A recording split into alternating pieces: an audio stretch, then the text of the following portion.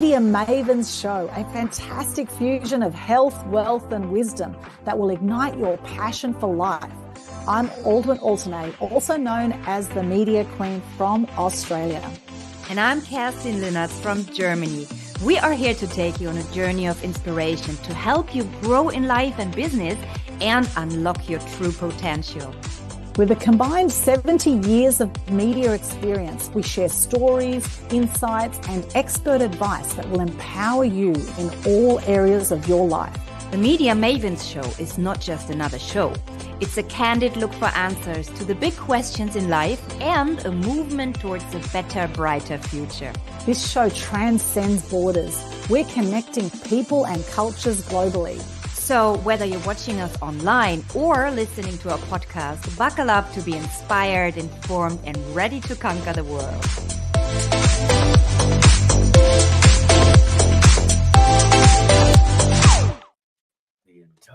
Hello. Welcome to Media Mavens Show. My name is Aldwyn Altuney. We're with Kerstin Linnartz, my amazing co-host.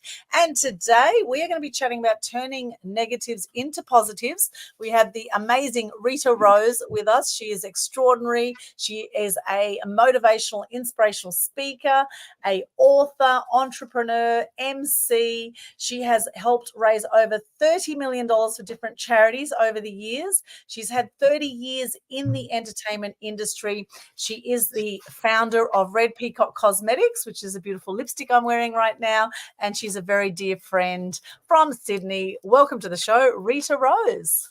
Thank you, Aldwyn, and thank you, Kerstin, for having me here tonight. Thanks for being our guest. Great to have you here. Yes, great to have you. And I love this topic, turning negatives into positives, because as we know, there's always the yin yang of life, right? There's always going to be challenges at times. And then how can we turn those challenges into opportunities? How can we learn to let go sometimes when we can't control certain things in life, such as tech issues that can happen at any moment? And we are currently in Mercury retrograde, my friends, which means for the next 3 weeks, sometimes, things may seem like they're going backwards before they go forwards. It's a good time to review and to look back over your life and look at the learnings and to reflect on life and to recalibrate now for the next few weeks. Now, Rita, I know you've had a lot of personal challenges and you just seem to, you get up, you keep going. You're extraordinary in so many ways, an extraordinary cook as well, I must say. So many areas of life. You're a magician. You're so talented in so many different areas. So can you share a bit of your background of where this resilience and where this started for you, these challenges and this amazing get up and go attitude that you have? Well, I grew up on a farm, so I'm a country girl from the central coast of New South Wales. So I was very strong. I was a very strong girl. 100 kilos, to lift 100 kilos was no problem for me. I remember when my husband met me, he said, "How are you doing that?" And it was all about the mindset. And that's why I studied the mind many years later. But as a young girl, I got endometriosis, and that turned into endometrial cancer that spread to 4 parts of my body. And I had stage 4, obviously, cancer, 32 weeks of chemotherapy and 26 weeks of radiotherapy. The hardest thing was learning how to walk and talk again. My memory loss was just so far gone that it was really, really hard, difficult to be able to remember a whole lot of things that I once knew. And I used to think I had quite a good memory. And I actually turned every negative at that point into a positive by not saying the word don't, or can't. I can't do this. And I would say, you can, you just haven't tried. Or I just can't function, but I could. But it was maybe a smaller capacity, but I did. So, and I became the can'ts into the I cans all the time. So it was good. I love that. Would you say you already had this positive attitude ingrained into your mind, or was this something that developed through being so severely ill? How did you develop that? I think being one of 8 children, so there's 7 girls and 1 boy in my family. My dad was pretty tough on us all, but fair. And, he always said that if you don't put your mind to it, you'll never succeed. If you're going to say you can't do it, you'll never can do it. And that was instilled in us in such a young age. So he always used to say, look, you can do it. You can do anything. You can do anything you want. And, even though they'd given me 8 months to live, I just knew in the back of, just in the pit of my gut that I wouldn't die. I just knew, because it was always, I can, I'm going to. If I can't do it the way I want to do it, I can do it in some way to be productive. So it was basically every day I planted my feet on the floor in the morning. It was a great day. And then I thought, that's a great day. No, I don't whinge anymore. It's a great day. I can do this. So all those days I placed my feet on the ground, that was a bonus. And the hard thing was, when you hang around negative people, you can somewhat become negative. And, going into these treatments that I was having, all these treatments and drugs and things that they were putting into me, it was always people in that room would always look at the negatives of everything. This medication's not doing this for me. I'm tired. I'm sick. I'm vomiting. I'm doing all these things. And I'm saying, look at the good side of it. You're here. Look at the good side of it. There might be someone in this room that won't be here next week. So look at the good side. You're here. You're living and breathing. So I think I just put a positive onto everything. And every time a negative would come out of someone's mouth, I'd say, stop, just stop. I can't be around you. You're killing my vibration, I would say to them. You're killing my vibration. I can't keep doing this negative thing. They said, well, you can't. I said, no, I'm not going to do this negative thing. I'm actually going to turn everything into a positive. Yeah, amazing. So you're actually a living proof, right? How this mindset and how this, I love your clarity, the clarity with how you tell your story right now. I can absolutely envision you being so clear with those people back then. I'm not having this, get out of my vortex with your negativity.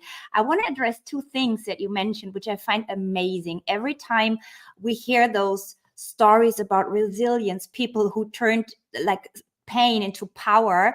Two things you mentioned. You said you were a strong girl from an early age on. You could lift 100 kilos. And your father was kind of giving you the tough love. And so often I love hearing those stories of entrepreneurs, successful sports people, and so on and so forth. It's almost never the ones who grew up in Germany, we say, with a golden spoon in their mouth, right? And very pampered and put into cotton. So would you say this was something that gave you strength as well? Yes. As much as I didn't like how tough my dad was on me at times, I'm so thankful and grateful. And I understand now more than ever the reason why he was like that, because he built all of us children into strong individuals that hold our own. Fair enough, we got married, or some of us got married and had kids and things like that. But we can stand all on our own. We don't need anyone to stand with, for us. With us, yes, but not for us. We as individuals can stand up on our own 2 feet and move forward. And no matter what hits you in the face, you can tackle anything with the right attitude. Love that. Love that. So what do you tell people who, no shaming here, but so often people say, well, I grew up disadvantaged. I didn't have the best education. My parents could not afford university and so on and so forth. Ergo, I will never have a chance for a big career, a happy life, a great marriage, being super healthy. What do you tell those people? Look, I don't put up with the poor me mentality from anyone. I just don't. The funny thing is that when I went through all the chemo, radiation, all those operations that I had, I lost memory of even my family. I had total amnesia. I didn't remember my mother, my father, my sisters, my brother, totally forgot everything. I didn't even remember my husband, right? So if I can do it, anyone can do it. And I still struggle these days with vocabulary, because I used to be pretty switched on when it came to words and things like that. Now it's a little bit slower, but then I've got Parkinson's, but that's no excuse. You just get up and you do it to the best of your ability. What's perfection? Perfection is in the eye of the beholder. And the eye of the beholder is not your perfection. Everyone's perfection is different. You know, a smart cookie, like I always say to the kids, a smart cookie is the ones that can understand what their perfection is. No cookie's ever the same. Doesn't matter how many boxes of cookies you open, no cookie's ever the same. But they're still perfect because when you taste them, they're delicious. So that's your perfection. And you just have to treat everything like that. It doesn't matter what it is or how it looks like. You know, it's in our DNA. We all judge a book by its cover. Every individual does it, no matter what. Every individual judges a book by its cover. No one's exempt from that, nobody. However, we like to say to ourselves that we don't judge a book by its cover. And over the years, I try always never to judge the book by its cover, ever, because I've got it many times I've got it wrong. And sometimes we judge ourselves, don't we? Sometimes we can be very hard on ourselves. And I think in turning negatives into positives, I think it starts with our conversations with ourselves and then the conversations we have with others, because we know that hurt people. And Correct. you know, people can be really tough on themselves and others. And I want to say thank you to everyone who's joining us on the live stream right now. I can see Antonia Rule International has joined us on Instagram. Mehra Yoga, Rob Zelizic is with us. Also on Facebook, we've got Rosie, beautiful Rosie's with us. Rosie Shalub, she says, such an inspiring story. We've got Karina Samperi. I love hearing Rita's story. You've got a few fans out there, Rita, by the look of it. Yeah, I recognise those names. So thank you for tuning in, all my beautiful friends, family and clients there. Thank you. Thank you so much. And for those who are joining us live or watching the replay, let us know, what are some ways that you turn negatives in your life into positives? Now, it's easy to say, look, just turn the negative into positive, but how do you actually go about it, particularly for those who are really challenged by this? What would you say, Rita? Well, you know, your circle of friends, your circle of family. But in saying that, you can choose your friends, but you can't choose your family. And your family are usually the ones that bring the negatives in. And you can't get rid of those, really. You can't. And they say, well, the exception of hanging around, you know, be the people that you want to be hanging around. Be who you want to be by the positive people you hang around. Like my circle of friends are all positive people. And I always like to I tend to hang around people that are better than me, because I always learn something. You can never stop learning. You know, besides family, always try and hang around with people better, you know, on your level or better than you. So, and that's not about finances, by the way. That's about mentality, the mind. It's not that if, you know, one friend's got $10 million or one friend's got $100,000 or one friend's got $10. That's not what I'm talking about here. I'm talking about the mindset. If you're all on the positive, on the same flow, on the same mindset of thinking, you know, because if you're hanging around people that are tend to have a lot of negative, you know, tonalities about all different things, or they're so discombobulated with everything, they just can't focus and they're totally in confusion.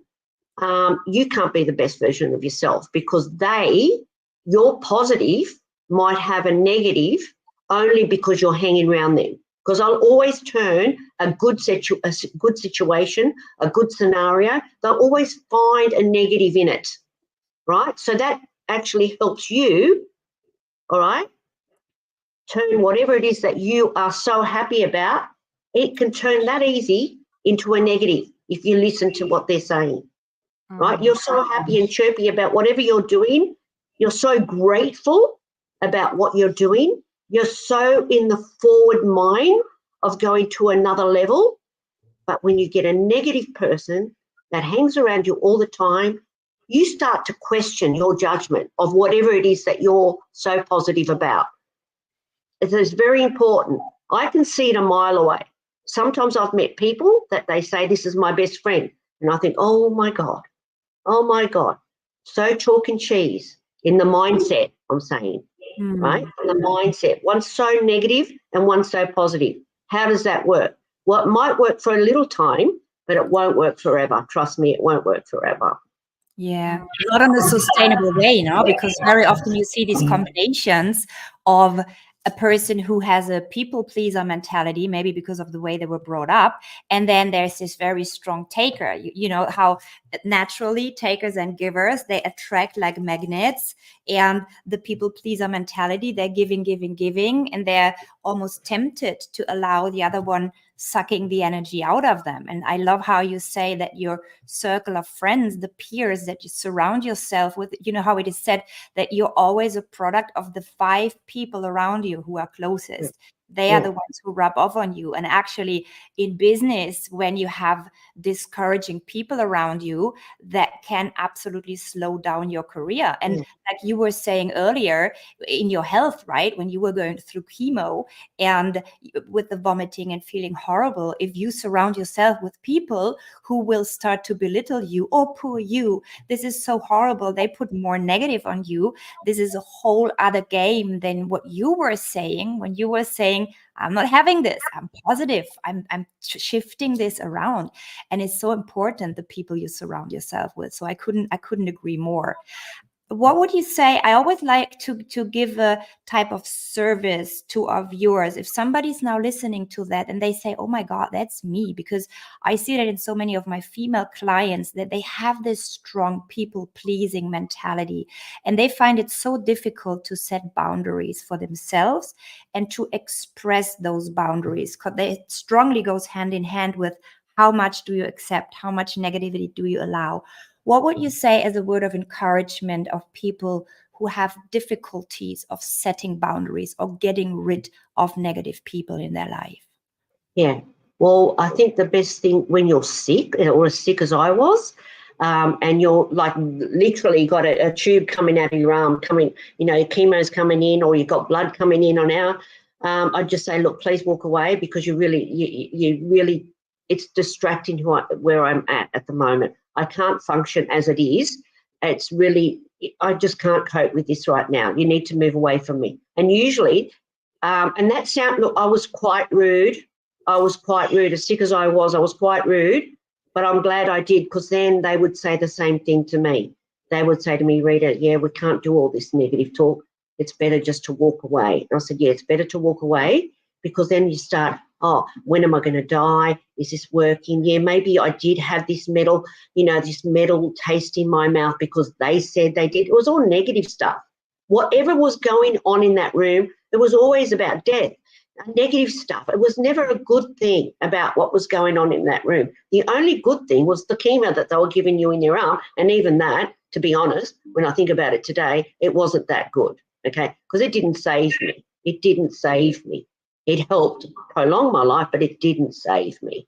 There were other things that saved me at the time, And so I gave my body pretty much to science, and they did what they had to do. And that's how I became, in the condition I did, in a wheelchair, lost my mind, lost my memory, lost everything. But there was another thing too. I was in a wheelchair.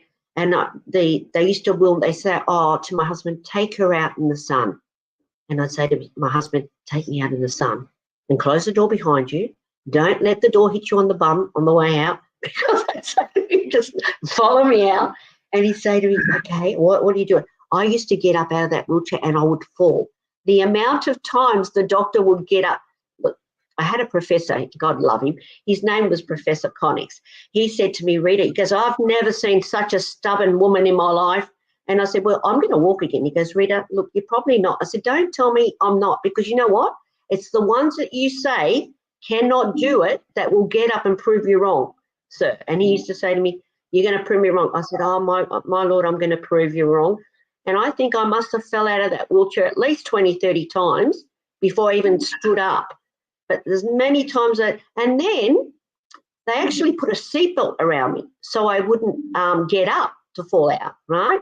But I'm a farm girl. I can get around anything. So I managed to find a way to get that seatbelt off me. And it didn't matter how many times I fell off the chair. I was always going to stand up or try and stand up, which I did. So.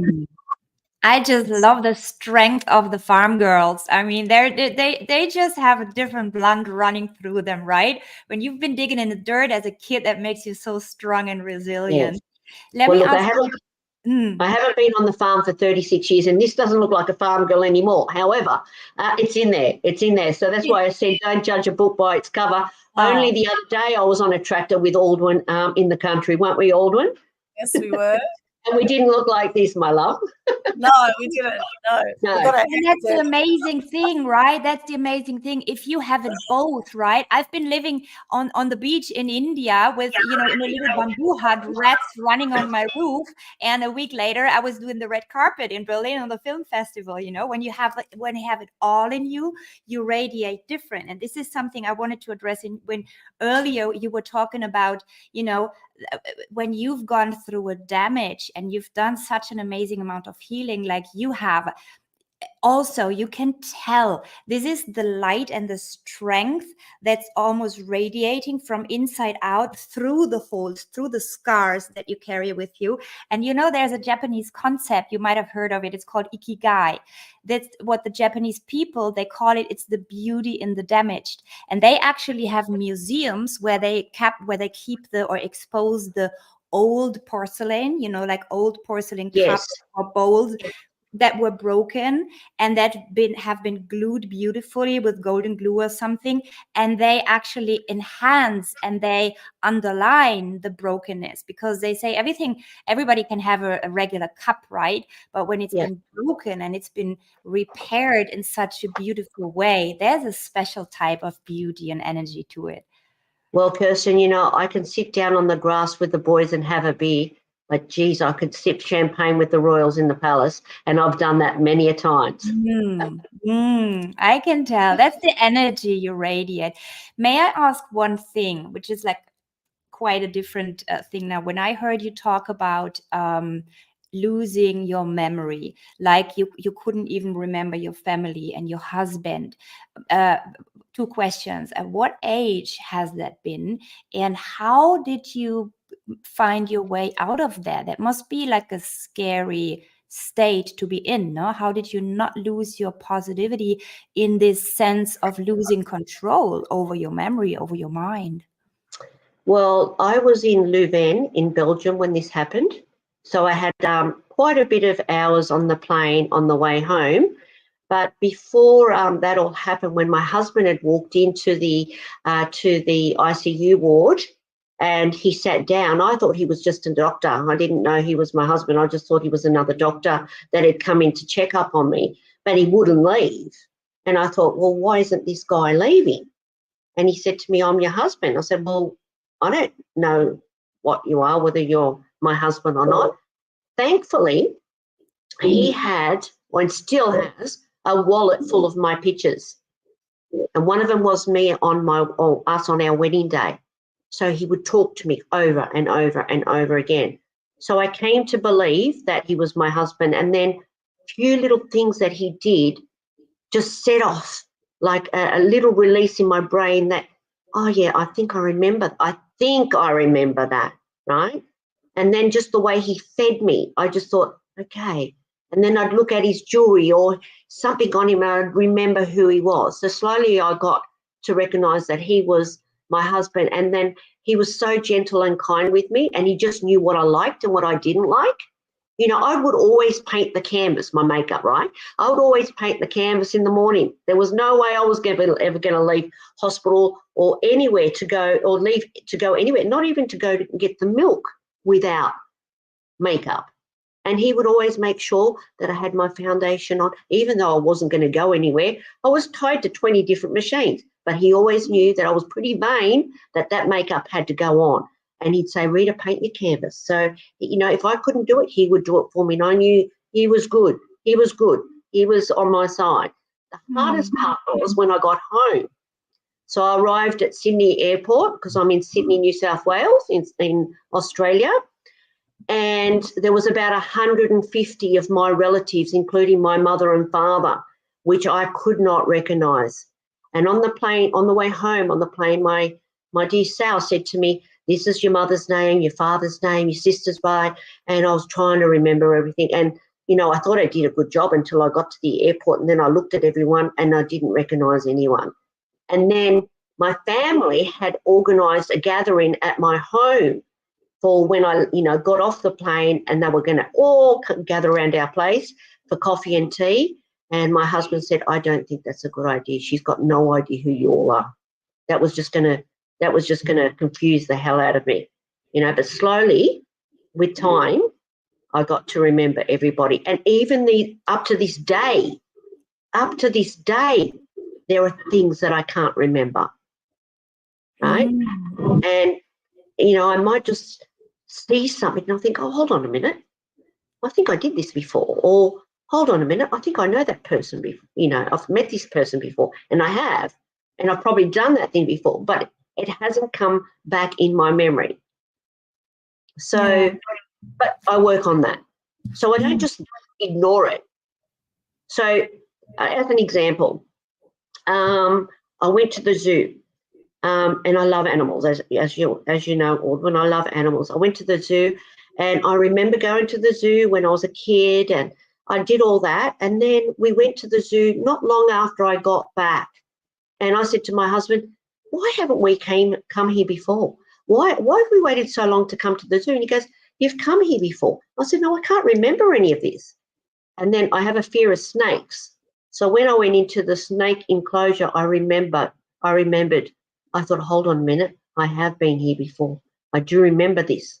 So there are things like that, So, but are these moments scary when you can tell that you don't remember things? And if so, how do you overcome that fear? Because it is I can only imagine, right? I have this menopause forgetfulness where I leave the kitchen, and when I'm in the living room, I can't remember what I was going to get, right? But this is a whole different game.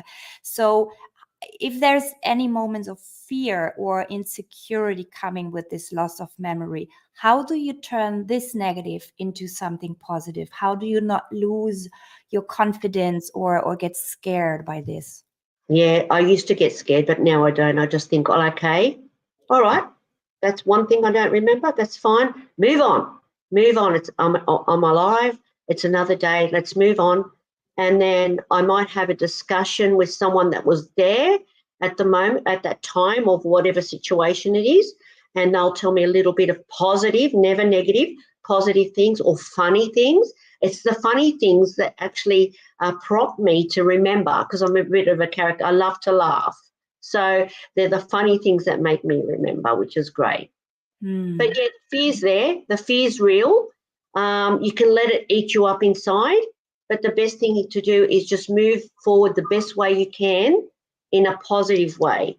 All right, I've forgotten. I don't remember. However, I will try to remember a little bit. Someone will help me remember it. Or photos. All photos are good. So yeah, lots of great strategies and ideas there of things that we can do to stay positive or turn negatives into positives. We've talked about having that positive self-talk, also looking at where you can bring joy into your life, and just touching on what Kerstin was saying earlier about ikigai. Ikigai actually is a Japanese term that means iki means live and gai means reason, so a reason to live. And what they look at with ikigai, just to clarify, because I think when you said ikigai, Kerstin, I think you meant kintsugi, which I'm going to talk about in a minute. But ikigai is a beautiful chart. You can actually look it up online, where you look at areas of your life, 4 different areas of your life that can help bring more joy to your life. So first you look at what you love to do. What is your passion? Then you look at what the world needs. What is your mission? What you're good at is the third thing, your vocation or your work. And the fourth thing is what you can get paid for, your profession, right? So those 4 things all coming together is where you find ikigai, or a reason to live, your purpose, your joy. Now, when Kerstin, when you were referring to when a jar or a pot is broken, and this beautiful Japanese art called kintsugi is where they join all the broken parts with gold, right? And it's often done with ceramic pottery or glass, and they use this gold lacquer to bring all the broken bits together.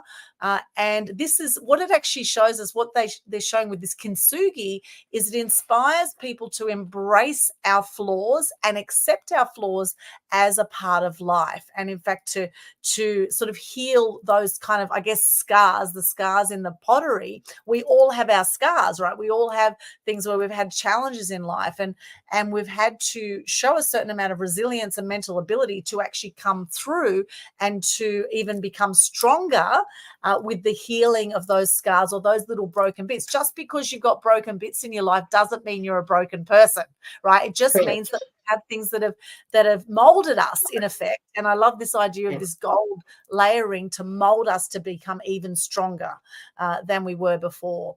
And there's so many things. I must say, personally, having had depression, I've had 4 friends who've suicided. We've had 4 times the suicide rates through COVID.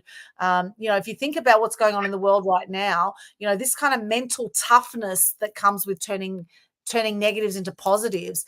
For me, when I look at my life, there's so many things that I do every day to practice turning the negatives into positives. And one thing is gratitude. We do the Global Good News Challenge. In fact, Rita and I just did one this week in Sydney. We just did a Global Good News Challenge, practicing gratitude. Now, what other practices, Rita, do you do that, things like, maybe meditation, watching a comedy, connecting with your beautiful new dog, which that's a beautiful way to also help turn any negatives into positives by having a beautiful pet, right? So what are some things that you do on a daily basis to help also bring more joy into your life?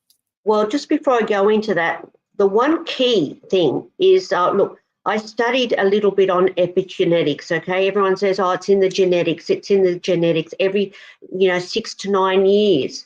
If you understand epigenetics, you know that you can change the path of your genetic.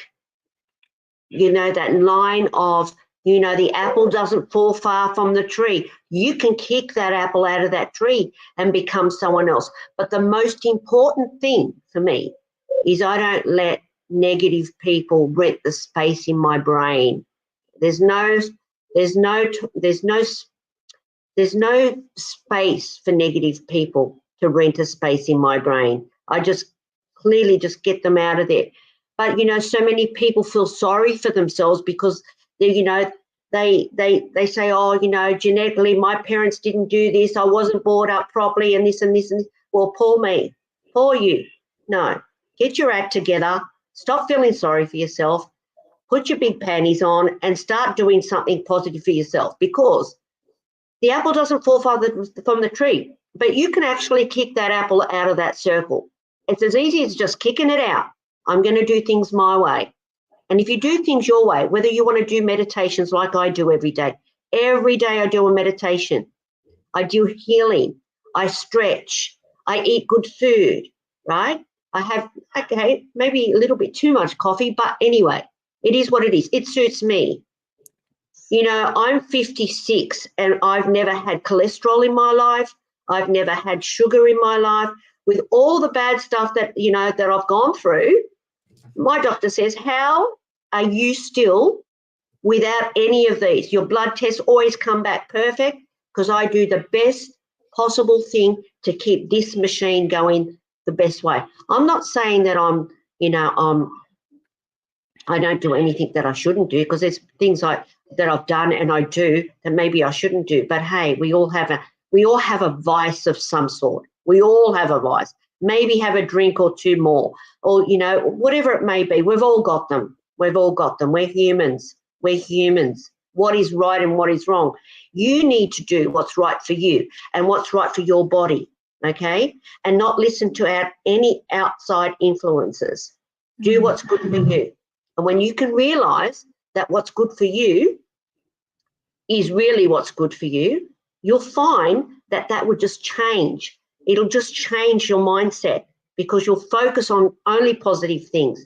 and good things happen. You'll start to make money. You'll start to make more friends. You'll start to socialize more. There's a lot of good things that come out of good energy. So good energy feeds good energy. All right. Low energy doesn't go anywhere. Low energy has no vibration. So, you know, the heat rises. That's like energy. It rises. You know, when I walk into a room, it doesn't matter what room it is, whether it's a bank, whether it's a formal thing, whether it's a house, I feel my energy straight away. I walk in that room with high energy, right? And then I just take it from there. It doesn't have to be high energy all the time because there's so many people that don't like high energy people. Not my problem. That's their problem. I'll just move to another frequency over here in the corner where it suits my energy. If I don't like what's coming out of someone's mouth, I'm not going to say I don't like you or whatever. Just move away. Just move away. It's not even worth the headache. It's not even worth the headache. And Aldwyn saw this not long ago where, you know, I'd walked into a room and I got around some people with a real low frequency and I just walked out. Not my cup of tea. I don't have to deal with that. Just leave me alone, walk away. No, not for me. You can do that for yourself. When you truly know what you want and what you don't want, it's just a matter of saying yes or no, not in between. Yes, I like being around that. No, I don't. But if you stand there, obviously your energy is not as high as you think it is, right? So the best thing is to practice that a little bit. Practice that a little bit with yourself. So it's good when someone, like, just go to the shops. Go into a shop in a Westfield, right? Into a random shop. Say hello, and whatever it may be, just ask for something random. And if you don't like what they're saying, work with yourself and say, I don't like what they're saying. Thank you, and walk out. If you do like what they're saying, start a conversation. You'd be surprised how much energy you will get from that person if they're mentally stimulating for you or they're not. Okay, you don't have to do it with friends. You can do it with complete strangers. It's amazing how you can train yourself through other people, because when you do it for other people, they're not going to see you again. They don't know who you are. You know, 5 minutes later, they're going to forget you. But if you do it with a family, friend, colleague, they're going to remember who you are. So work on that. When your head, your heart, and your gut is in alignment, you can't go wrong. If your head's not in alignment with your gut, if your gut's telling you one thing and your head's telling you another, you're not in alignment. There's something wrong there. Exactly. That's the congruency. No? When you have your head, your heart, and your gut in congruency, your left and your right brain, they work together perfectly and you get the right information. There's no doubt. There's no questions and only answers, right? And I love how you were saying to how some people, low frequency people, do not like high energy people. And that brings me back to the people pleasers, because so many people, what they do then, they put something onto their light, they shrink their own light to not offend the ones that are vibrating at a lower frequency. And this is something that I always take my clients through when they have this people pleaser thing, or they don't dare to live as big as they could. Very often it's again the people they surround themselves with, and to not offend others with their greatness and their light and their joy and their success, they keep shrinking themselves. Again, it has to do with upbringing very often. And I love how you say you can not have negative people influence you and stop your positivity. And I think this is very crucial, that we dare to shine our light and that we don't get offended by people who decide. It's always a decision. Nobody forces you to live at a low frequency. It's a decision. Just like you were saying, you decide if you say yes to certain vices like alcohol or whatever. It's a decision. Nobody's forcing you to do that. Correct. It's a conscious, deliberate decision that you do. And if somebody decides to live their life miserably and jealous and anxious, why would you shrink your light to not offend them? And what I'm telling people to be aware of, you don't even do them a favor by shrinking yourself. Just the opposite is the case. If you dare to shine your light, you might even pull them up, right? You might even give them a positive example. And yeah, but do you have the energy to do that? The thing is, do you want, or do you want to do that, or do you have the energy to do that, right? So basically, for me, I don't ever let anyone dull my sparkle. No way. I just don't. I just say to them, no, don't dull my sparkle. But for me, when you're hanging around positive people, right, you don't even let the negatives come in. It's impossible to let a negative energy in if you're around positive people. All right, it just gets off the radar. It just deletes itself. yes, Because the frequency and the vibration, right, of the people around you. There's so many people at the moment that are living in the third dimension, still that C word. But, a lot of people have got smarter and thinking about things very more different, like a lot more differently, and they're actually vibrating into the fifth dimension and higher. All right. So I think that it's up to you as an individual to see where you stand, right? And the way you breathe every day and the way you go about things every day. And Aldwyn knows this better than a lot of people. She's lived here like for a week, 2 weeks, and she's seen the struggles I do. But I still wake up with a smiley face and I say, oh, well, I've got sore legs today, but let's keep moving. Let's just keep going. Let's just keep going. I could feel sorry for myself, go back to bed and say, oh my God, I just don't feel well. I just need to stay in bed a bit longer. No, I push myself. Rita, come on. It's an excuse, Rita. It's just an excuse. Get your backside out of bed, stop feeling sorry for yourself and move forward. And once I'm actually in the progress or in the process of doing what I'm doing, I'm good because I've already changed my mindset. And then if I'm around positive people, like I have been this week with Aldwyn, you're not in that negative mindset for very long. It's just that little minute that you start to get that negative and you pull yourself back and think, no, come on, climb that ladder, right? It's like a pyramid, right? So there's a lot of people in today's age, with all these financial crises and stuff, and they say, oh, they're going through depression, they're going through hardships, and there's a lot of people like that. Like I did it myself. So, I'm not just talking about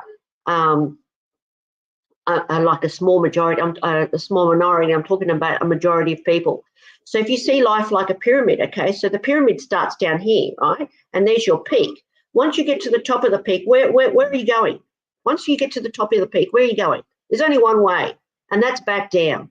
Well, hopefully you don't go right down the pyramid and maybe you get halfway.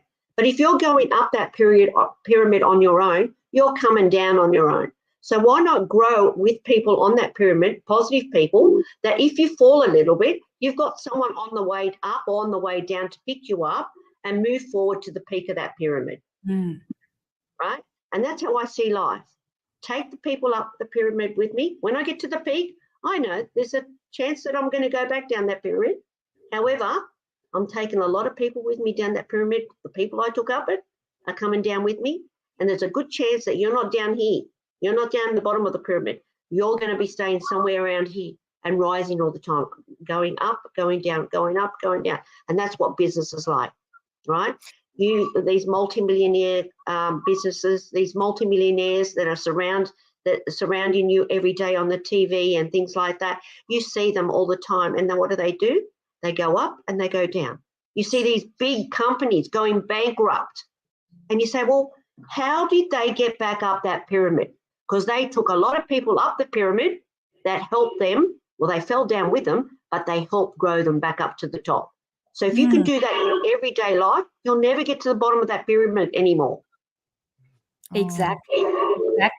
And that's, love that thought of the peer group mastermind that you can that you can start. And yeah, and that's actually what I was referring to when you shine your light onto others, and you might help them get out of their negative circle, depending on what circumstances that is, or in what situation you've been helping them. Some of them might never forget, right? And they might be there for you on the way down, like you were painting the picture so beautifully with the pyramid. Thank you. I want to ask one question. You have several businesses. There's the Barbie Barb Children's Entertainment, the Barbie Barb Magic School, and the collection. So I assume from listening to you that you have founded those businesses after your healing, right? No. You had this before. No, what most people don't understand is that the Barbie Barb Children's Entertainment, believe it or not, started off when I was as sick as a dog. I was so sick. However, most people didn't know that I had endometrial cancer. So I was only, I think it was about a size 8 to 10 at the time, and I'd lost a lot of weight. I went down to a size 4. I was 39 kilos. I had long blonde hair. I had blue eyes. I had to look at something that I could do for 2 days a week. And I thought, wow, right. All my friends called me Barbie. I thought, that's a loophole that's not filled yet. Let's do that. So I dressed up as Barbie, and I was going, oh my God, she looks so gorgeous. She's so skinny. Look at her. She's got the blue eyes and the blonde hair. Half of the time it was a wig. So I turned a negative into a positive. I was as sick as a dog, but I was making good money because I was working as Barbie. So I thought, that's the first one. And I kept that going even after I got back on my feet. And that's still going today. That's beautiful. So you turned that pain into power, and you're even sharing positivity with children. So what does that look like? You entertain the children. Let us share what that looks like. Okay, so Kerstin, I didn't like what I looked like at the time because I was as skinny as a rake. But kids used to say, oh, my God, Mum, she looks like Barbie. And kids would say, she looks so beautiful. You look so beautiful. And, geez, that made me feel good because inside I didn't feel so beautiful. However, I'd come back so energized. These kids thought I was the ants pants of their party. And I just thought, oh, my God, this is awesome. So I tried more glitter and more this. And then I started to learn magic. There was no internet at the time. There was no CDs at the time. There was VHS and books. So I just tried to, learn as much magic as I can. And then I'd ask a few people that I knew that were magicians if they could help me, but they wouldn't give me their secrets. And I thought, okay, that's okay. See you later. I will learn my own tricks and I'll make them bigger and better than Ben-Hur. And then I went out and I did my own tricks. And then I thought, there's another little hole. There's another little niche. No one's doing this. So I opened up the Barbie Barb Magic School because I still looked like Barbie because I was still quite sick, right? And then the Barbie Barb collection came many, many years later when I could afford to, I was always creating and designing shoes, bags, makeup, clothes, everything, coffee. I was designing so many. Like now I've got over 1,000 lines that I've got my name to them. So I was creating, but you need to have money to actually do them in mass production. So 2014, I thought, you know what, I'm just going to make it happen. And my husband said to me, can we afford to do this? And I said, not really, but we'll do it and it'll work. So I opened up the Barbie Barb collection. So it's just about, knowing, at the end of the day, you can be anything. You can do anything if you put your mind to it. Yes, and I love your pragmatism with how you just go for it. You see a loophole. I love how you talk about those loopholes. Yeah, it's a loophole. Right? There's something that nobody has ever done before. I'm in a shitty situation, but how can I turn this into a positive? I'm seeing a loophole and I'm jumping right in because I think this is what divides successful people who always get back on their feet. We call them in German, we have an expression for that. We call it Stehaufmännchen. I don't know the English expression. These little dolls they had in the 70s, like a little figurine, you would push them Oh, down and yes. Yeah. come back Yeah. up, right? And this is how we call those super resilient people. No matter what shitty situation they're in, they see the loophole, and they also have the bravery to jump right in, because sometimes people might see a loophole, but they stand in front of it and they even get scared, and then they make the decision to rather turn to the negative and to buy into the I cannot do this, I'm too weak, I'm too ill, I'm too old, I'm too poor, blah blah blah. And I love you have already given so many beautiful examples of being ill, of not having the money, of not having whatever the surrounding, right? But you still jumped into the loophole, and look what beautiful life you have turned your life back into. And you have even created those beautiful products that make children happy, that make women's lips beautiful, like Aldwyn, right? Yes, I absolutely love that. I think this is a beautiful, radiant example of how take the bull by the horns, isn't it? Yeah, it definitely is. I just think you become what you are in self, as an individual. You become the individual.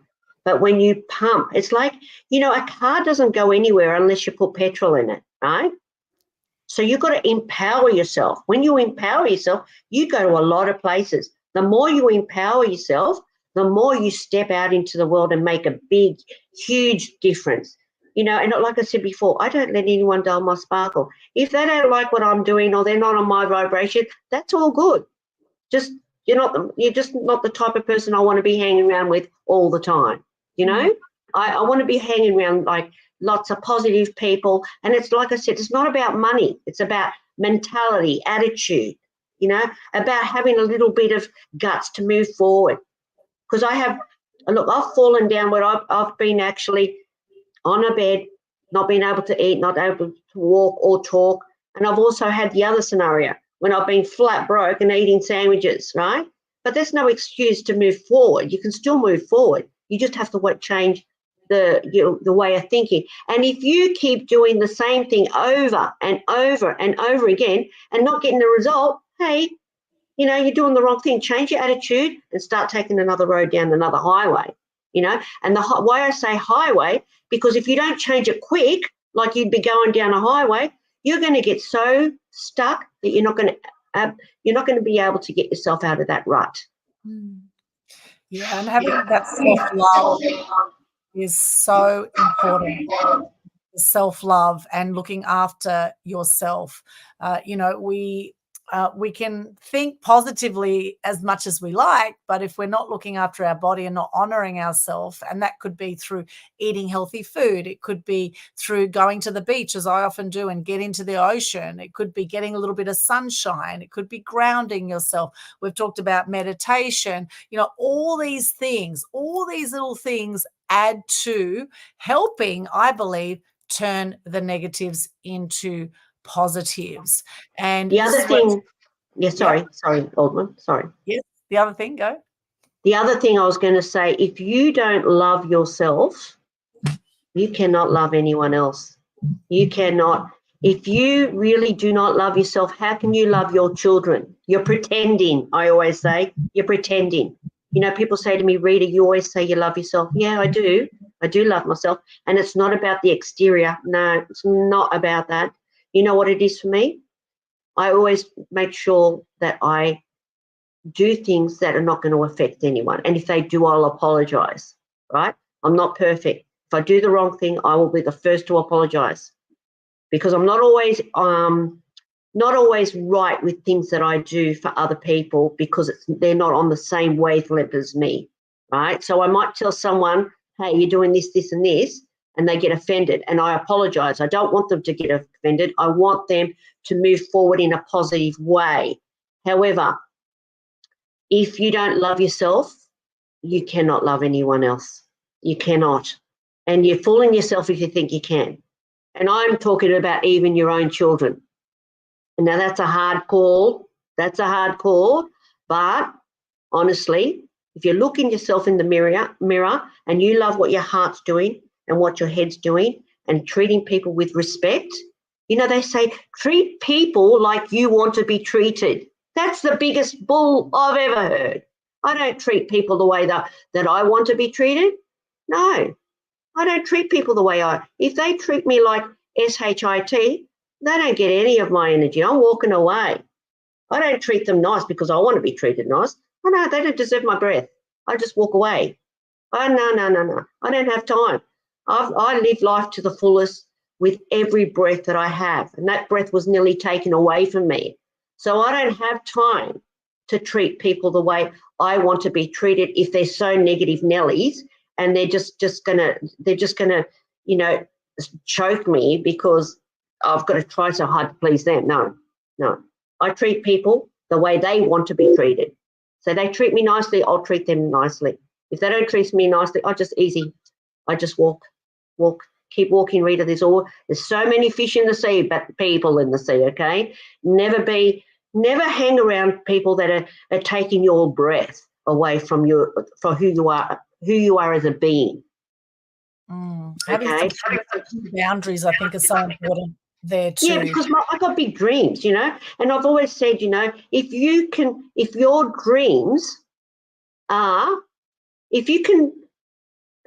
your dreams are achievable, they're not dreams.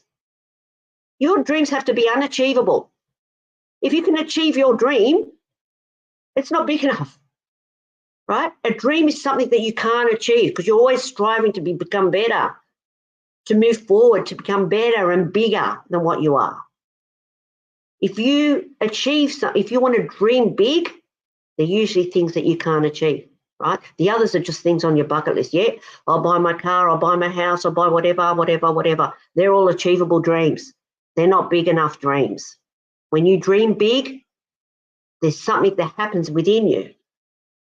And you get to the places that maybe you don't get to the dream you really want, but you'll tick off so many things on that bucket list.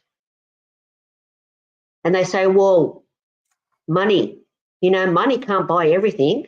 No, but it can buy a lot of things. Well, money's the evil of everything. No, it's not. Money's not the evil of everything. You can do a whole lot of things with money. It's what you do with the money that is evil or not evil. It's not money. If you've got money, you can do a lot of things. It's the way you use it. So it's not the evil. It makes your life easier. Hey, and I'm sure there's some people there at the moment that are saying, oh my God, there's no way that, money is good for everyone. It is good for you. You just need to know what to do with it, right? If you spend it wisely, it can make your life so much easier, so much easier. So it's not the evil. It's the people who use the money that's the evil of the money.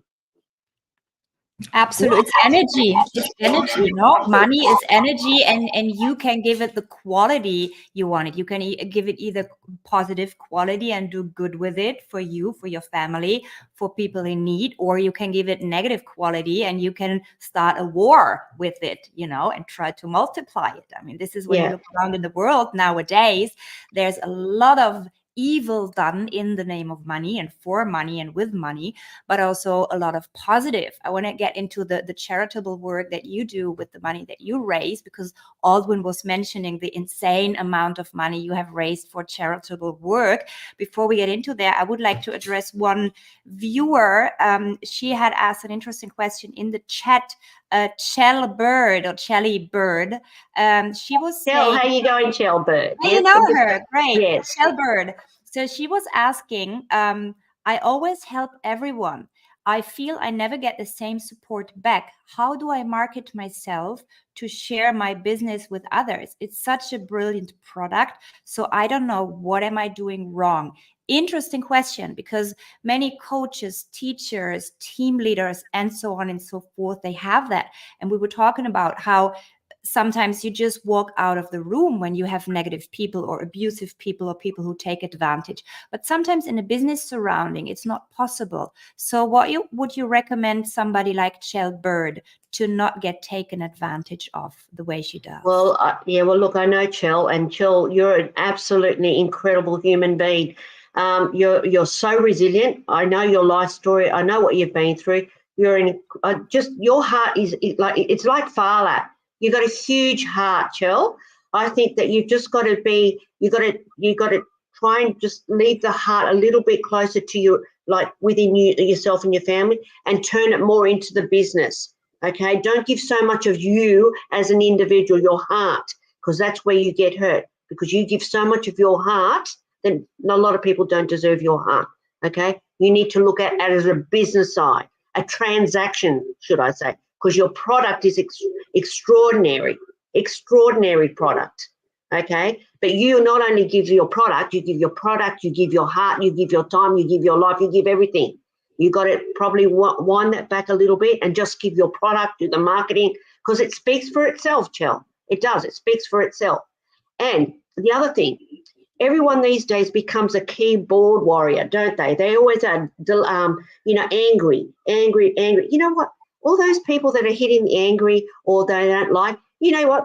Turn that into a positive. Thank you. You've just added to my the algorithm. That's it. You've just added and you just bumped me up. Thank you.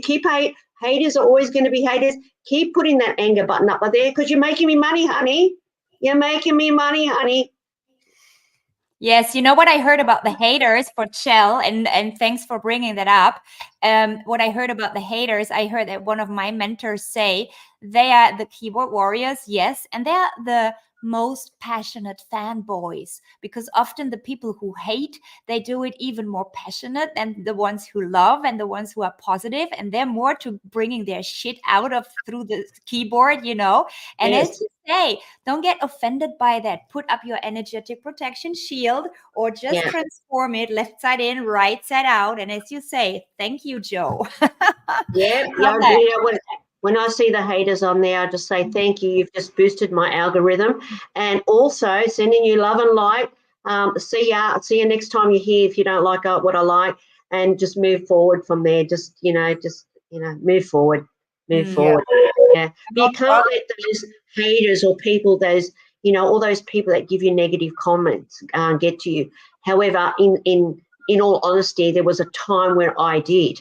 I used to hate those negative comments. I used to hate when people used to say something because I thought, this is an attack on my good reputation, I've got such a good reputation and I think so highly of what I do, and now I've got these haters on there. So I just delete, block, see ya. And it's easy. You don't think about them anymore.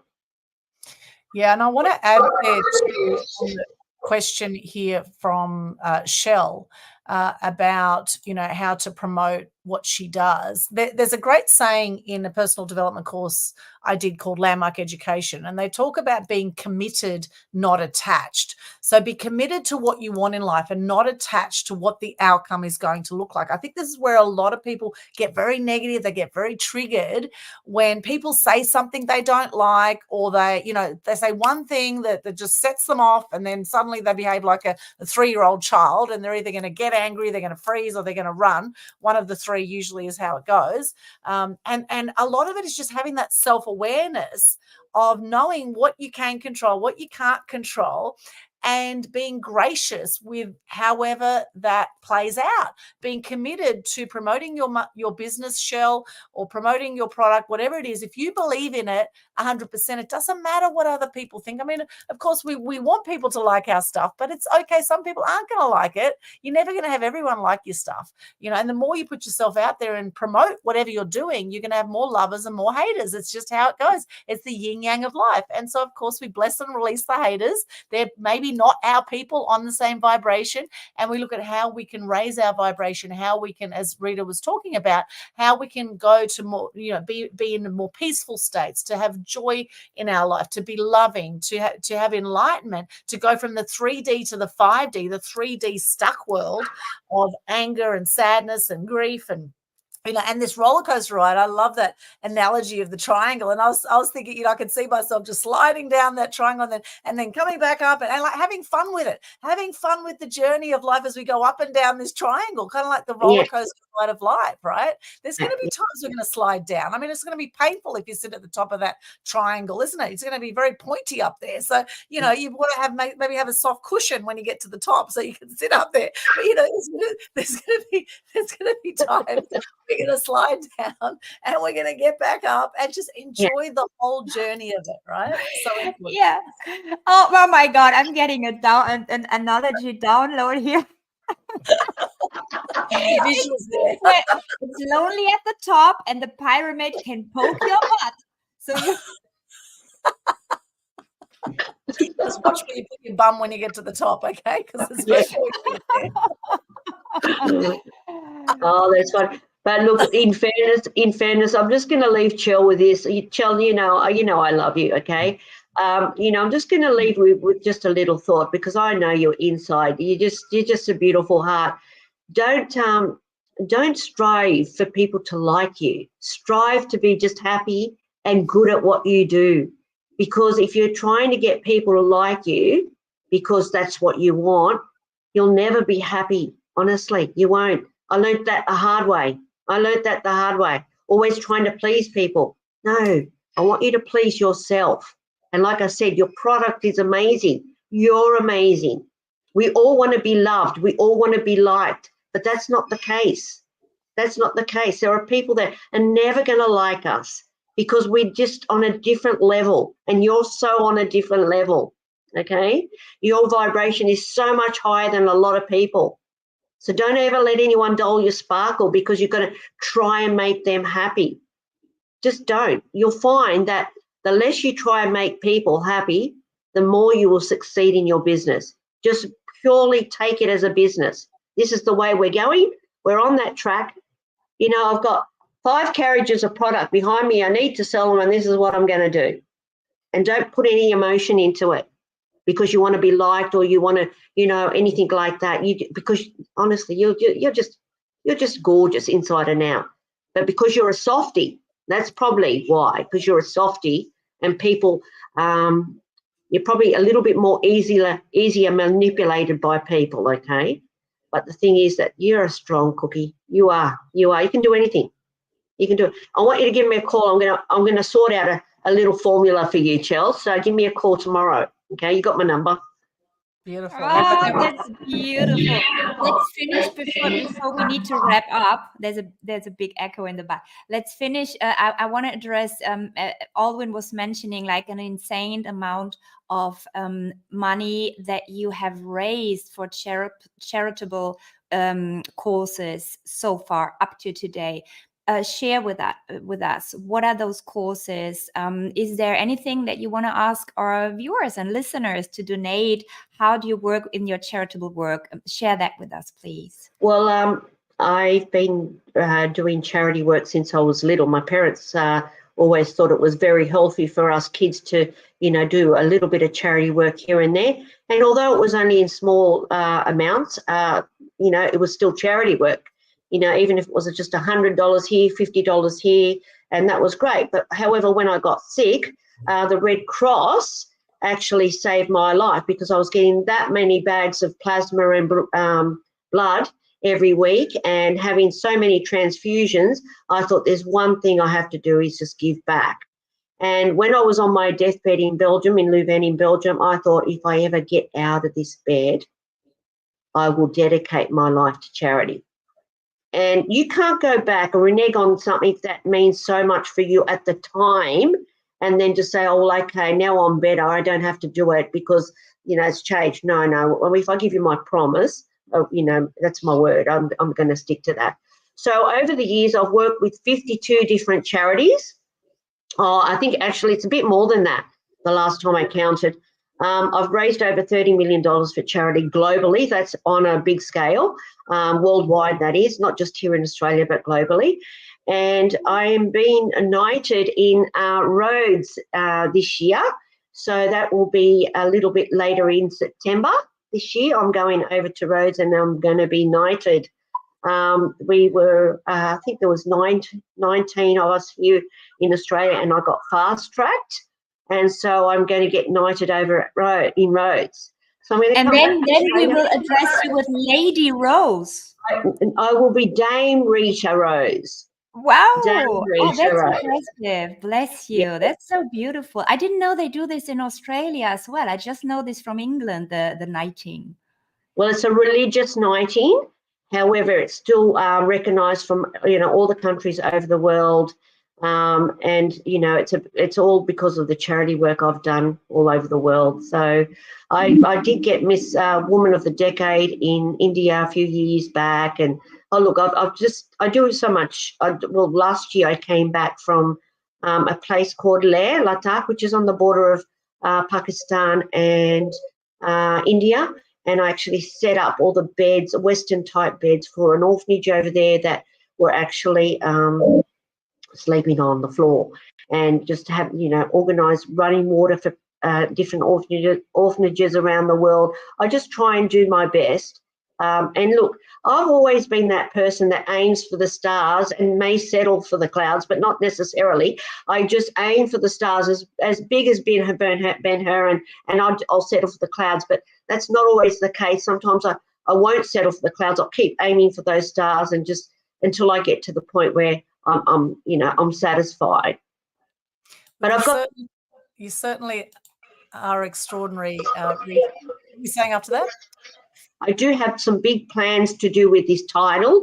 It's not, it is, it's a 4-letter word, but I do have some big things that I'm going to do once I do get knighted. So that it's in September. I'm going to be having a huge party at the end of the year, and then I'll disclose the things I am actually going to be doing. They're just over the top. They're over the top. It's just the way I work. Unstoppable. It's only you that's going to stop you, right? So as long as you're doing everything legally and freely, it's only you that's stoppable. Love that. Excellent, Rita. Now, we do need to wrap up shortly, but I do want to acknowledge all the people who have joined us on the live stream. We've had webcasting live stream on Instagram. Mehra Yoga says, I used to do that in the past and didn't even realize until much later on something we said earlier. Thank you for sharing. We've got Wayne Lennon, Love 11 Light on Instagram, Marcus J. Paul. Mehra Yoga says, amen. Keen Buckley, good to see you there. Rafael Port, LP Systems 8 has joined us, and on Facebook we have also Ruggero Panuccio has joined us. I see. That's a relative of mine in Italy. Ciao Ruggero, come stai? Stai bene? Spero. Yes. Beautiful. Love that. And then we've got Deb says, love this. Deb Norman on Facebook is a farm girl as well. Now, Donatella Sigillo has joined us, and that is in Italian. So I'll let you say that, Rita. Yeah, ciao Donatella, come stai? Spero di vediamo in un altro mese. Ciao, bella. Ciao. I think it says something like un abbraccio grande Rita, bravissima. I think it says bravo. I think it's kind of like you're amazing. She said, I'm sending you a big hug and congratulations, basically. Oh, beautiful. And we've got Rosie C says, amazing lady, Rita. We've got lots of great comments from Shell Bird. We've got Grace Coco Discipio. You're such an inspiration. Go Bella. We've got Marinda Hewitt Cameron here. Love you so much, Rita. Thanks a million for taking me with you on your adventure up the pyramid. And I will always be there for you anyway, anytime. Kisses. Thank you, Lady Marinda. Sending you big kisses and big hugs. Rosie C, thank you so much, darling. She says, lucky you, Grace, there. We've got Francis Rapolo, honest and inspirational.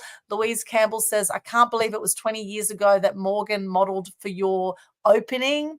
Yes, her beautiful daughter was one of my first models. Yes. Amazing. Louise Campbell says, I can't believe it was 10 years ago that Morgan modelled for your opening. And Shell says she loves your makeup as well. The beautiful red Peacock Cosmetics are phenomenal. Grace says, I've known Rita for over 30 years, and I still remember when I first met her, I was drawn to her aurora and her vivacious personality. The young girl from the country who was so I'll come back bouncing. Bravo, Rita Rose, she says. And then lots more comments there from Shell. She's sending lots of love. She's laughing with us there as well. And Rosie C says, congratulations, you three beautiful ladies. I enjoyed listening to you. Greatly appreciated your advice. Thank you so much. Now, for those who want to connect with you, Rita, where can they do that? They can go on my link tree. So it's linktr.ee/Rita Barb, and all my information is there. Beautiful. I've got up on the screen there. So linktree/Rita Barb. We've got that's fantastic there. So hop along there, linktree/Rita Barb. And do you have a favorite quote or motto that you'd like to share with us before we wrap up and go over to Kerstin? Well, I do. It's actually my trademark, believe it or not. It belongs to me. Be a peacock in a world full of ducks.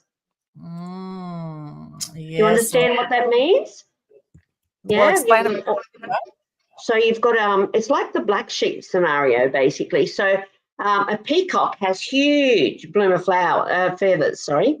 So be the peacock instead of being that beautiful little ducky. Be the peacock with the big bloom of feathers that's going to be seen and heard every single time. So that's my little trademark. So one of my books is called "Be a Peacock in a World Full of Ducks." Love that. Thank you, Rita. And Kerstin, of course, to connect with Kerstin and I'll let Kerstin share this, and she also has her own website, etc. as well, but we do have a joint account here on Linktree, so you can hop along to this one here. And Kerstin, over to you for how people can connect with you. There's my website, which is bebettercoaching.org, and I have set up a little link page there. So if people go to bebettercoaching.org/link, this is where they can find all the links to my free Facebook group, where they get, so much inspiration on a daily basis. There's a link to our show, of course, and much, much more. So just go to bebettercoaching.org/links. Okay, beautiful. Go along there and check us both out. You'll see some of those links here on Linktree/Media Mavens. So Linktree, linktr.ee/Media Mavens, MEDIA, Mavens, MAVENS. And do you have a quote you'd like to share with us today, Kerstin? It actually came up to my mind when we were hearing about, Rose's beautiful childhood on the countryside that turned her into this powerhouse that she is. And I want to share that with people who are still stuck in maybe a childhood that was not so empowering. It's never too late for a happy childhood. And you can actually reverse engineer your life by turning the now into something better than the past used to be. Love that. That is beautiful. And a quote that I will share with you today is, keep your face always toward the sunshine and shadows will fall behind you. Isn't that lovely? It is. It goes well together. It does. And we're all shining here today. And Shell says here, yes, or a stiletto in a world full of thongs. Oh, I love that too. That is very cool. Love that. And those who want to connect with me and book a call on my calendar, etc., then just go to my Linktree/Aldwyn as well. If you just go linktr.ee/Aldwyn, then you can see all my links. I've got a webinar coming up called How to Build a Global Brand on August 23. My calendar link, some free resources to get yourself out there to be seen, heard, and known. And of course, I'm all about sharing more gratitude and good news with the world. So there's the Global Good News Challenge that happens every month. And in fact, in 2 days' time, we have the annual Good News Day for this year. It's the 6th annual Good News Day on the 8th of the 8th, just 2 days' time. So I'd love for you to share some good news, particularly on that day, on Thursday. Share some good news, whether it's a post, a photo, something you're happy about, and just see when you get into gratitude how quick things will change for you. Any final words today now from any of you? Rita, would you like to share final words? Yes, actually, I know that this. I'm just going to throw this out here because I didn't ask for your permission to do this. However, I'm going to give away $250 worth of my makeup to anyone that leaves me a quote down below on any of the links here. It'll go to someone, a quote that is a positive quote that you think I will resonate with, okay? someone that just something incredibly positive. All right. And the other thing is, to everyone that has watched this tonight, I appreciate you. I acknowledge you, both to Aldwyn and Kerstin. I really appreciate your time today. And I look forward to hearing everyone else's little comments below. Leave me something. Leave me something. I might even give a few of these away. Leave me something special, and I might, I might give away more than that. We've got one already here from Joanne. Ralph says, embrace the fault lines. Embrace the fault lines. Embrace the fault lines. Yes. Embrace Joanne and I modelled to get together back in the day. Ah, there you go. We did modelling years and years ago. That was many, many years ago. And Louise Campbell says, be kind to everyone on the way up because they'll remember your kindness when you meet them on the way down. And Joanne says, Kintsugi, fantastic. Well, keep those comments coming on Instagram, Facebook, LinkedIn, YouTube, Twitch, Instagram, X. This goes up on the podcast platforms as well as BitChute, Rumble. So keep the comments coming. Let us know what you do to turn negatives into positives. Share any of your tips, any of your great quotes to be in the running for that amazing prize by Rita. And I can totally vouch for her cosmetics. They are amazing, 100% vegan and absolutely brilliant. The lipstick stays on all day and looks amazing. I always get compliments about your lipsticks, Rita. So thank you so much. And amazing having you as a guest today. You're extraordinary. Good luck with the damehood in September with becoming a dame. It's very, very exciting. And for the $30 million you've raised for charity. And thank you also for your support last year with the Animal Action event that we did as well. You flew up from Sydney. You were our auctioneer. You donated prizes. You're extraordinary. Not only have you been through all those challenges yourself, you're constantly giving back and helping others. It's amazing. You're an absolute gem of a human being. And I'm so grateful to know you and to call you a friend and to have so many experiences and great laughs with you. It's been amazing. We've got Susan Dean has just joined us on Instagram. Robin Woodford, hello. Good to see you guys. Sending you all much love. Any final words, Kerstin, also before we wrap I want to up? thank Rita for being on our show. It was amazing meeting you from the other side of the world. Your light made it all the way around the globe. I feel tingled and touched. Oh, that's good. And as we say in German, es war wundervoll, dich zu treffen. A great honor. And I assume next time we meet, you'll be the dame. So I bow to the dame. Yes. Already. And you more than deserve it. It was a pleasure meeting you, and keep shining. It really was a pleasure meeting you. Thank you, Kerstin. And look, there's a box of makeup coming your way too. I'll get your details after the show. Oh, I love it. Can't wait. Thank you so much. Thank you. Yeah, wonderful. Fantastic. And we've got Marinda says, I follow the magic path of inspiration. Shell says, stand tall like a lighthouse in a sea of waves. Thank you so much. Keep those comments and those great quotes coming in. Rosie C says, be good to yourself and I'll be nice to myself. And now it's time to wrap. And I'm going to give you all the clap because this was an extraordinary show. Yay. Well done. Yay. Show. Thank you so much for joining us. We'll see you again next time here on Media Mavens Show next month. Thank you so